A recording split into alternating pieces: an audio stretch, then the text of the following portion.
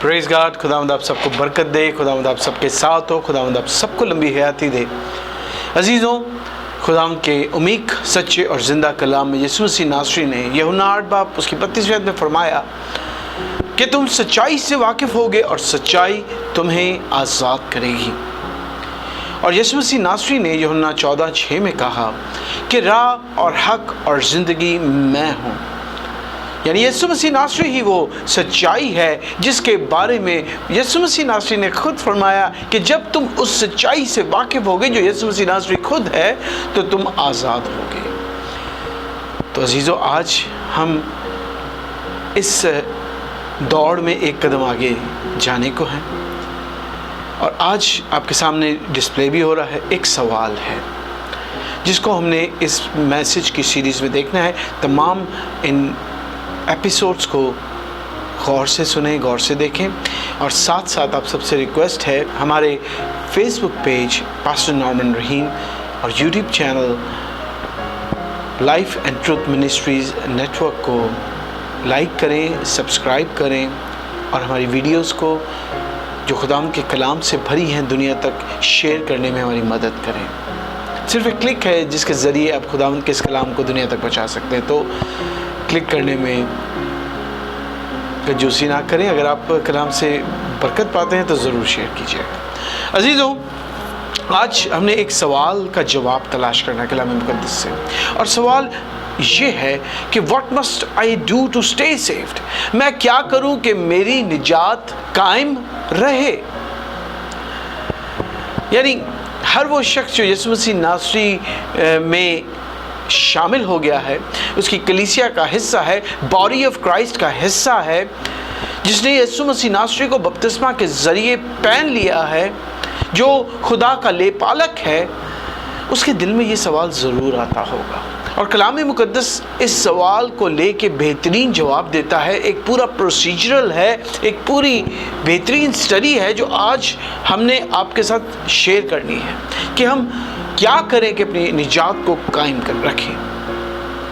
लेकिन इससे पहले कि हम इस सवाल का जवाब दें, एक और सवाल है जो कि एक नॉन बिलीवर का सवाल है, एक गैर निजात याफ्ता शख्स का सवाल है कि मैं क्या करूं कि निजात पाऊं। पहले हमें इस सवाल को जानना ज़रूरी है कि मैं क्या करूं कि निजात पाऊं। तो आए पहले हम जिस तरह कोविड-19 का PCR पहले होता है और फिर वैक्सीन होती है, उसी तरह हम आज पहले इस दूसरे सवाल का जवाब ढूंढें और कलाम मुक़द्दस की तमाम आयात को खगोलें, उन तमाम आयात को डिटेल से सीखें और जानें कि एक गैर निजात याफ्ता शख्स को क्या करना चाहिए, एक गैर निजात याफ्ता शख्स को किस तरह खुदा के उस निजात के मंसूबे को अपनी ज़िंदगी में ग्रहण करना चाहिए। सो आए हम जानेंगे कि what must I do to be save. मैं क्या करूं कि निजात पाऊं। देखिए, इससे बेशतर कि हम आगे चले कलाम मुक़द्दस के अमीक आयात को जाने, एक बात डिफ़ॉल्ट कर लें कि खुदा का जो प्लान ऑफ साल्वेशन है, खुदा का जो मंसूबा है, वो चर्च की शुरुआत से लेके आज तक, अभी तक और हमेशा तक यकसा है। उसमें कोई तब्दीली नहीं। ऐसा नहीं कि किसी एक शख्स के लिए वो थोड़ा तब्दील हो गया, ऑल्टर हो गया है, मेरे लिए कुछ और है, कार्सन के लिए कुछ और है, पास्टर सैमुअल के लिए कुछ और नहीं। निजात का मंसूबा, निजात के दर्जे, निजात हासिल करने का तरीका, निजात को ग्रहण करना, यीशु मसीह को पहनने का तरीका आज भी वैसा ही है जैसे अमाल 2 बाब के अंदर जबकि कलीसिया का वकू हुआ था, कलीसिया बनी थी, वैसा ही आज भी है। इस चीज़ को हमने डिफ़ॉल्ट करके चलना है कि खुदावंद की निजात का मंसूबा जो नए अहद यीशु मसीह नासरी में है, उसका मंसूबा है, वो अभी भी वैसा ही है जैसे इब्तिदा में था। तो आए हम कुछ आयात को देखेंगे जहाँ पर कलाम मुक़द्दस में लोगों ने निजात को ग्रहण किया, निजात हासिल की। हम अमाल 6 बाब उसकी 30वीं से आगे आयात को देखेंगे, आयत बायात पढ़ेंगे और फिर इसको थोड़ी तशरीह करेंगे। और उन्हें बाहर ला कर कहा, ऐ साहिबों मैं क्या करूं कि निजात पाऊं, ऐ साहिबों मैं क्या करूं कि निजात पाऊं। जब दरोगा ने खुदा की निजात के काम को देखा, जब बेड़ियां टूटते देखी, जब बड़ा जलजला देखा, तो उसने कहा कि ये तो बड़ी निजात है, क्योंकि उस वक्त के लोगों के लिए सबसे बड़ी बॉन्डेज कैद थी, हुक्मरानी थी, किसी दूसरी कौम के मातहत होना था। तो जब उसने देखा कि उस वक्त की सबसे पावरफुल कौम की उस पावरफुल नज़रबंद कैद से निकालने वाली भी कोई ताकत है, तो उसने कहा कि मैं क्या करूं कि मैं भी ऐसी निजात जो तुमने आज पाई है, जो कैद से रही आज तुमने पाई है, मैं क्या करूं कि मैं वो पा सकूं। देखिए आगे उस शख्स से क्या फरमाया जाता है। उन्होंने कहा, खुदावंद यीशु मसीह पर ईमान ला। पहली चीज गौर से सुनिए, खुदावंद यीशु मसीह पर ईमान ला तो तू और तेरा घराना निजात पाएगा। पहली चीज जो निजात हासिल करने का हिस्सा है, जो खुदा के निजात के मंसूबे का सबसे पहला स्टेप है, वो यीशु मसीह नासरी पर ईमान लाना है।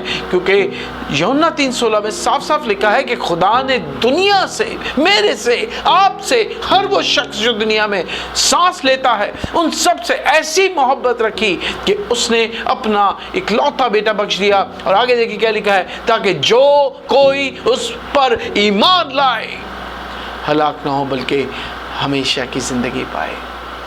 यानी जो उस पर ईमान लाएगा वो हलाक नहीं होगा। यहाँ यही बात रसूल उस दरोगा से करते हैं कि यीशु पर ईमान ला तो तू निजात पाएगा। पहला सवाल तो यह है कि जनाब निजात क्या है। जब हम किसी से निजात के बारे में सवाल करते हैं तो वो डिफरेंट जवाब देते हैं, लेकिन मैं आपको बताना चाहता हूँ निजात के बारे में अगर जानना है तो दानियल उसका 12वें बाब की पहली 3 आयत देखें तो वहाँ लिखा है कि ये वो वक्त होगा जिसके गज़ब को बनाए आलम से लेके अब तक कभी इंसान ने देखा ना होगा, और हर वो जान जिसका नाम किताब में लिखा होगा वो निजात पाएगा, वो मखलसी पाएगा। सो मेरे भाइयों, निजात का मतलब है कि खुदा के उस कहर, खुदा के उस गज़ब से बचना जो आने वाला है, उसे निजात कहते हैं। तो जब रसूलों ने इस शख्स को कहा कि तू यीशु पर ईमान ला, क्योंकि यीशु ने कहा कि राह, हक और ज़िंदगी मैं ही, और मेरे वसीला के बगैर कोई बाप तक नहीं जा सकता, कोई उसके कहर से बच ही नहीं सकता, कोई एलिवेट ही नहीं हो सकता। अगर अब आप देखें एक इलाका पे बहुत सारे बादल हैं और गरज चमक के साथ वहाँ पे आंधी और तूफान है, लेकिन जब हम उन बादलों से ऊपर की उड़ान उड़ रहे होते हैं तो वहाँ सुकून होता है। यही निजात है, यही खुदा के गज़ब से बचना है। तो यहाँ पर वो कहते हैं कि अगर तूने निजात पानी है तो यीशु मसीह नासरी पर ईमान ला। देखिए आगे क्या कहता है, और उन्होंने उसको और उसके सब घर वालों को खुदावंद का कलाम सुनाया। गौर से सुने, क्या उसकी लौंडी, क्या उसकी बीवी, क्या उसके तमाम घर में रहने वाले लोग, उन सबको कलाम सुनाया। अगली चीज़, जब हम खुदावंद यीशु मसीह नासरी पर ईमान ले आते हैं तो जो इम्पॉर्टेंट चीज़ है वो कलाम का प्रचार होना है। यीशु मसीह नासरी का नाम उस शख्स तक पहुँचाया जाना है, उसकी कुदरत, उसकी कुर्बानी और उसका मंसूबा निजात उस तक पहुँचाना है। जब कलाम सुनाया जाता है तभी कोई ईमान लाता है। मेरे भाइयों, यीशु मसीह नासरी ने भी कहा, जाओ कौमों में अंजील की मुनादी करो, और जो सुने और ईमान लाए। सुनना। अगली आयत के अंदर हमने देखा कि पहले तो उसको ईमान की बात करी, फिर उसे कलाम सुनाया, और जब कलाम सुन के ईमान ला चुका तो फिर क्या होता है बड़े गौर से देखिएगा। ये चीज़ लोगों तक कम प्रचार किया जाता है। और लिखा है, और उसने रात को उसी घड़ी उन्हें ले जाकर उनके ज़ख्म धोए और उसी वक्त अपने सब लोगों समेत बपतिस्मा लिया। यानी जब कोई शख्स निजात पाता है तो कलाम सुनना, उस पर ईमान लाना, और फिर अगली बात क्या कहता है कि बपतिस्मा। मेरे भाइयों, बपतिस्मा लिया तब उसका वो और उसका घराना निजात पा सका। सब ने लिया बपतिस्मा। इसी तरह अमाल 2 बाब 37 आयत में चलते हैं, जहाँ जो कि वो आयत है जहाँ पर कलीसिया का जन्म हुआ, जहाँ पर खुदा का रूह बकसरत नाजिल हुआ। यहाँ पर लिखा है जब वो कलाम सुन चुके थे, यानी कलाम हुआ, पतरस ने, जब पतरस रसूल रूह से भर गया तो उसने चिल्लाकर, उन आयात में लिखा है कि तमाम बातें उनके सामने रख दी, और वो उन बातों को अपनी अपनी जुबानों में सुनते थे। कलाम उन पर नाजिल हो गया, कलाम उन्होंने सुन लिया। अब कलाम पर ईमान लाके वो क्या कहते हैं, जब उन्होंने सुना, जब उन्होंने ये सुना तो उनके दिलों पर चोट लगी, और पतरस और बाकी रसूलों से कहा कि ऐ भाइयों, हम क्या करें। उन्होंने कलाम सुना, उनके दिल पर चोट लगी, और फिर सवाल किया कि अब हम क्या करें, हमने तो उसे सूली चढ़ा दिया, लेकिन अब हम क्या करें। ये वही सवाल है जो 16वें बाब के अंदर हमने अभी सुना कि मैं क्या करूं कि निजात पाऊं। उन्होंने कहा कि अब हम क्या करें। पतरस रसूल क्या फरमाते हैं, गौर से सुनिएगा। पतरस ने उनसे कहा कि तौबा करो। क्या करो? तौबा करो, और तुम में से हर एक गुनाहों की मुआफ़ी के लिए यीशु मसीह के नाम पर बपतिस्मा ले, तो तुम रूहुल कुद्दस इनाम में पाओगे। मेरे भाइयों, गौर से सुने। जिस तरह दरोगा को कलाम सुनाया गया, उसी तरह लोगों को कलाम सुनाया गया। लोगों ने उस कलाम को सुना, उस पर ईमान लाए, सवाल किया, जवाब में मिला कि तौबा करो, तुम सब ने गुनाह किया है, हम सब गुनाहगार हैं। यानी तौबा करना भी खुदा की निजात के मंसूबे का हिस्सा है। जिस तरह मैंने आप सबको बताया कि निजात का मंसूबा हर बशर के लिए, ख्वाह वो बड़े से बड़ा पादरी हो, ख्वाह वो छोटे से छोटा गलीस जिसे दुनिया गलीस जानती है वो हो, शख्स हो, उस सब के लिए निजात का मंसूबा यकसा है। तो यहाँ पर वो कहता है कि तौबा करो। यहाँ अगर आप ईमान की तो बात ही नहीं की। कुछ लोग कहते हैं कि वहाँ लिखा है कि ईमान लाने ही से हमें निजात मिल जाएगी। नहीं भाई, एक पूरा प्रोसीजर है। एक सुनना है कलाम को, उसके कलाम पर ईमान लाना है, यीशु पर ईमान लाना है, फिर तौबा करनी है, और फिर बपतिस्मा लेना है। फिर क्या कहता है कि तुम अपने गुनाहों की मुआफ़ी के लिए, गुनाहों की रिमीशन के लिए, यानी जब हम निजात पाते हैं तो हमारे गुनाह मुआफ़ कर दिए जाते हैं, ब्लॉट आउट कर दिए जाते हैं, और उस ब्लॉट आउट करने के लिए हमें बपतिस्मा लेना है। हालेलुया।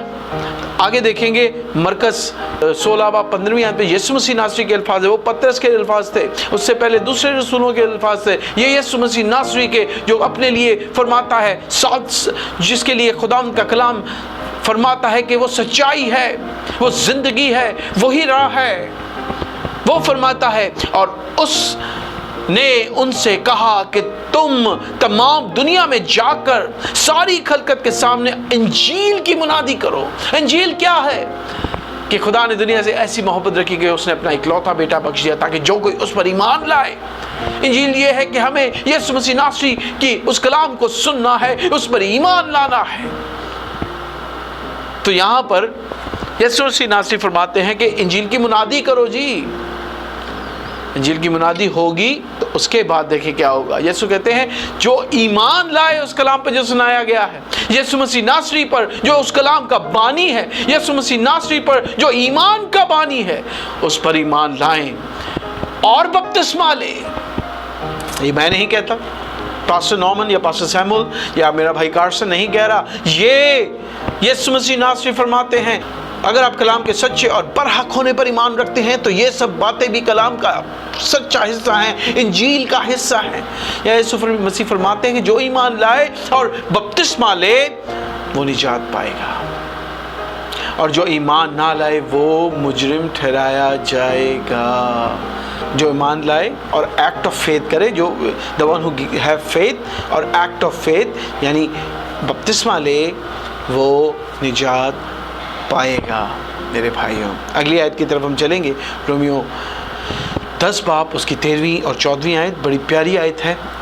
اور جو لوگ بپتسمہ لینا نہیں چاہتے وہ سب اس بات کے اس آیت کو ایز اے ریفرنس لیتے ہیں، لیکن آج میں اس کی سچائی بھی آپ کے سامنے رکھنا چاہوں گا۔ یہاں پہ پولس رسول کیا فرمانا چاہتا ہے؟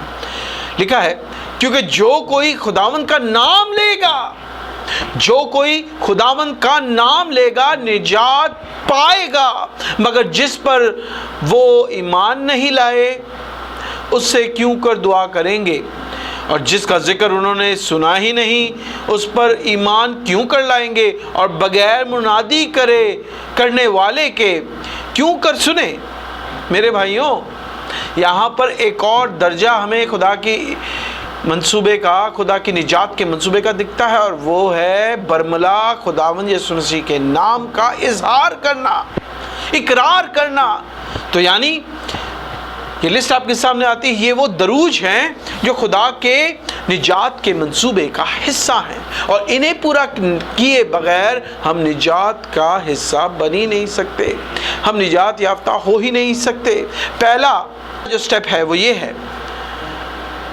ٹو ہیئر، خداوند کے کلام کو سننا۔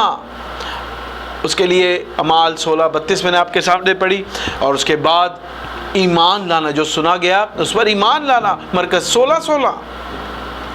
اس سے اگلا سٹیپ ہے توبہ کرنا، جیسے پطرس نے کہا رسولوں کے اعمال 2:38 آیت میں، اور پھر اقرار کرنا، رومیو 10:9 آیت میں اقرار کرنا، اور پھر سب سے امپورٹنٹ اور سب سے آخری درجہ جس کے بغیر نجات ہے ہی نہیں، اور وہ ہے بپتسمہ لینا، باپ اور بیٹے اور روح القدس کے نام پر بپتسمہ لینا، جو کہ ہمیں اعمال 16:33 میں، اعمال 2:38 میں اور مرکز 16:16 میں واضح طور پر ملتے ہیں۔ تو یہ وہ 5 درجے ہیں: سننا، ایمان لانا، توبہ کرنا، کنفیس یعنی اقرار کرنا، اور بپتسمہ لینا۔ سو آئیں پہلے درجے کو ہم بہت غور سے دیکھیں گے۔ میں چاہتا ہوں کہ آپ سب میرے ساتھ مل کے ان تمام خدا کی نجات کے منصوبے کے تمام درجوں کو آیت بآیت دیکھیں۔ اس سے پہلے ہم جانیں کہ ہم کیا کریں کہ اپنی نجات کو قائم رکھیں۔ ہمیں جاننا ضروری ہے کہ ہم کیا کریں کہ نجات پائیں۔ شاید آج کوئی سننے والا اپنے آپ کو نجات یافتہ جانتا ہو، لیکن اصل میں وہ غیر نجات یافتہ ہو، ابھی تک اس نے خدا کے نجات کا مزہ نہیں چکھا ہو اور اس کی جان بچ جائے۔ سب سے پہلا سٹیپ ہے سننا، کلام کا سننا، اور اس کے لیے ابھی ہم نے پڑھا کہ جب سنانے والا ہی نہ ہو، کلام ہی نہ ہو، تو وہ سنیں گے کیا؟ تو ہم نے اس کو دیکھنا ہے۔ رومیو 10:13 آیت پہ لکھا ہے کیونکہ جو کوئی خداوند کا نام لے گا نجات پائے گا۔ پھر آگے کیا کہتا ہے؟ رومیو 10:14 میں کیا لکھا ہے؟ مگر جس پر وہ ایمان نہیں لائے اس سے کیوں کر دعا کریں؟ اور جس کا ذکر انہوں نے سنا نہیں اس پر ایمان کیوں کر لائیں؟ اور بغیر منادی کرنے والے کے وہ کیوں کر سنیں؟ یعنی سننے کا تعلق ایک سنانے والے سے ہے، اور وہ آپ اور میں ہیں۔ تو جب ہم کلام کو دنیا تک لے کے جاتے ہیں تو جو پہلا سٹیپ ہوتا ہے، جب ہم بولتے ہیں، میرے بھائی لوگ کہتے ہیں کہ نومن بھائی آپ آن لائن ایسے ہی بڑبڑ کرتے رہتے ہیں، آپ روڈوں پہ کھڑے ہو کے ایسے ہی بڑبڑ کرتے رہتے ہیں، آپ جیلوں میں جا کے ایسے ہی بڑبڑ کرتے رہتے ہیں، آپ سستی مشہوری کے لیے یہ سب چیزیں کرتے ہیں۔ نہیں، میرا ایمان ہے کہ خداوند کا کلام جلالی اور زندہ اور بیش قیمتی ہے۔ میرے بھائیوں، کلام جب صادر ہوتا ہے اس وقت اگر کسی کو فائدہ نہ ہو، آگے ضرور کسی کے لیے وہ فائدہ ہوگا۔ اس کی وائبز، کیونکہ سائنس کہتی ہے کہ ساؤنڈ کی وائبز کبھی ختم نہیں ہوتی، تو یہ کسی نہ کسی زندگی کو ضرور کبھی نہ کبھی تبدیل کریں گے۔